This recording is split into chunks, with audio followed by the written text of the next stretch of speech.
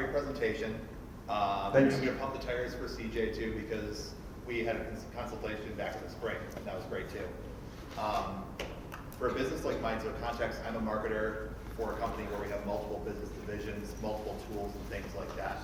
So I look at something like a deal pipeline, thinking we're going to need multiples, like it's not just going to be one neat pipeline, things like that. Can you guys speak a little bit to the value of having like a single source of input and how that kind of helps the team consolidate buy-in for a deal pipeline and making sure everybody's on the same page with something like this?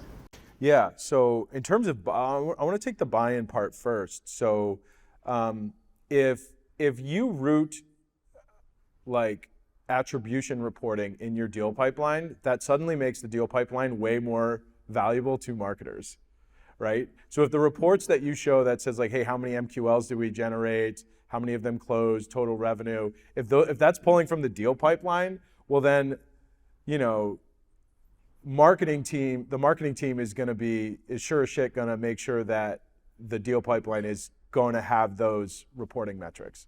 So same thing with sales, right? If they can't physically move a deal to closed won, then without capturing the information that they need to capture that's required of them, maintaining that deal pipeline integrity, then they're not going to close deals and not going to get commission checks. And the same is true for facilitating that handoff to implementation or onboarding. So if you structure your deal pipeline the right way, you will get buy-in, but not just because it's enforced and important for people's jobs, but because also all the things that we talked about, how it can help you with those, you know, warm lead notifications or the close loss reminders or the automated handoffs. Like if you just put a little bit of effort into it, it actually makes everybody's life easier.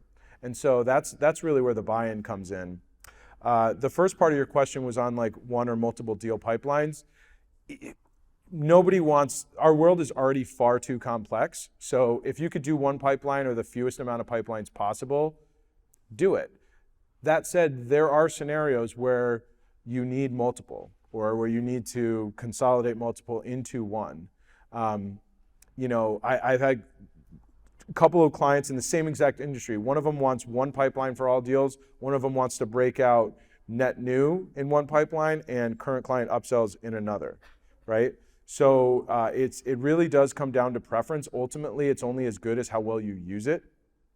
Kind of like a diet or a workout regimen, right? It's all about discipline. You can like have a different property inside of a deal pipeline that says like deal type or products and services. So they could be those like little properties that you capture on deals and then break them out that way. So you don't need to create a new pipeline for every single thing. But really the case where you would need to create multiple pipelines are when the milestones are different.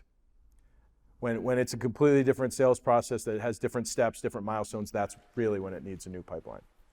Great question.